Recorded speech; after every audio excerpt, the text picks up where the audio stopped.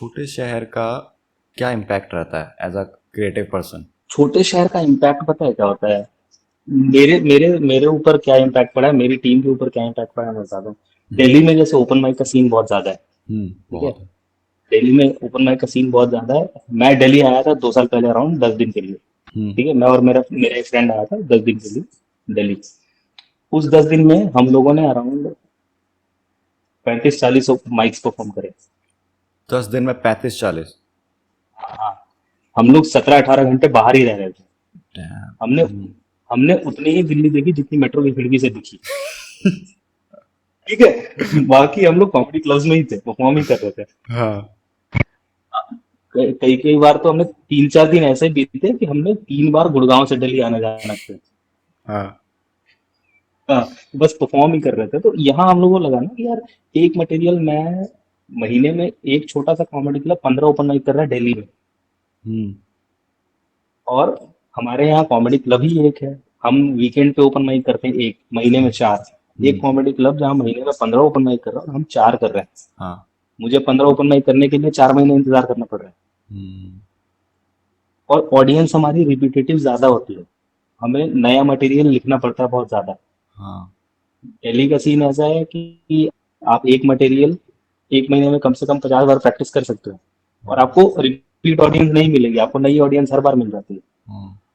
तो हमें थोड़ा सा क्रिएटिव ज्यादा होना पड़ता है, क्योंकि रिपीट ऑडियंस है तो मटेरियल उनको हमेशा फ्रेश देना पड़ता है। बहुत हाँ। बार तो ऐसा होता है कि हम ऑडियंस पहचानते हैं शक्ल से, यार आप तो आए थे ना, आप 2 महीने पहले आए थे।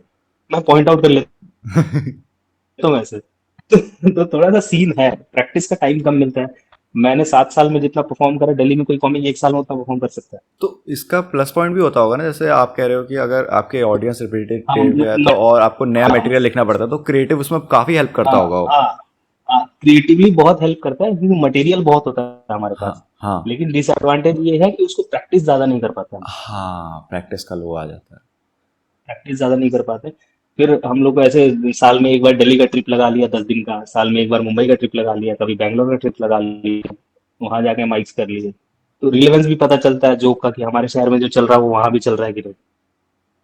तो तो एज ऐसा ऐसा सीन है। अ एज अ आर्टिस्ट आपको क्या लगता है जो सोसाइटी है वो हम्म। आर्टिस्ट को, बडिंग आर्टिस्ट को, मतलब इरिस्पेक्टिव हो वो कॉमेडी में हो, आर्टिस्ट स्केच आर्टिस्ट हो, कुछ भी हो, as a artist society artist को क्या कहते हैं अप्रिशिएट करती है, मतलब उनको वो वैल्यू नहीं देती नहीं, है जो है, या फिर खाली सरफेस छोटे लेवल पे शहर है? में, छोटे शहर में नहीं करते। छोटे शहर में नहीं करते।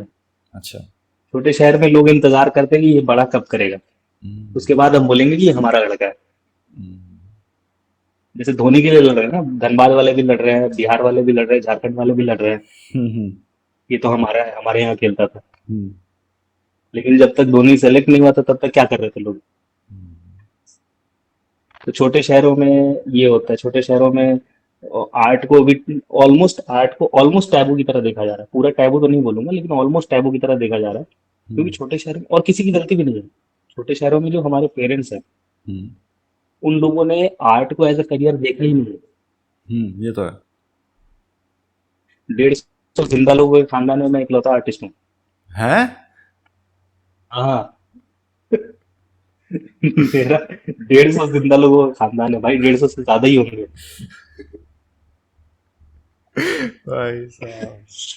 तो यार सोसाइटी मतलब वही वाली बात है, मतलब इसमें कि उगते सूरज को कोई सलाम नहीं करेगा, जब वो ऑलमोस्ट पहुंच हाँ गया अपने हाँ पीक हाँ पे हाँ। तब जाके हो रहा है कि ये हमारा है, ये हमारा है, हमारे वहां से आया था। अब अभी थोड़ा सा ये कहावत भी चेंज हो गई, उगते सूरज को कोई सलाम नहीं करता, और जब ज्यादा चमकता है ना तो गाली भी देते हैं कि बहुत चमक रहा है साला। हाँ, ये मैं कहीं ना कहीं रिलेट कर पा रहा हूँ अभी हाल ही के इंसिडेंटों से। हाँ हाँ, मैंने बोला भी उसी कॉन्टेक्स्ट में है। Thanks for watching this clip. और अगर आपको ये क्लिप पसंद आई है तो ये पॉडकास्ट जरूर पसंद आएगा, जो कि यहाँ पर है, क्योंकि ये क्लिप इसी पॉडकास्ट का एक पार्ट है और वो पॉडकास्ट काफी इंटरेस्टिंग है, सो गो चेक इट आउट। और लास्ट में ये बोलूंगा कि थैंक्स फॉर वॉचिंग।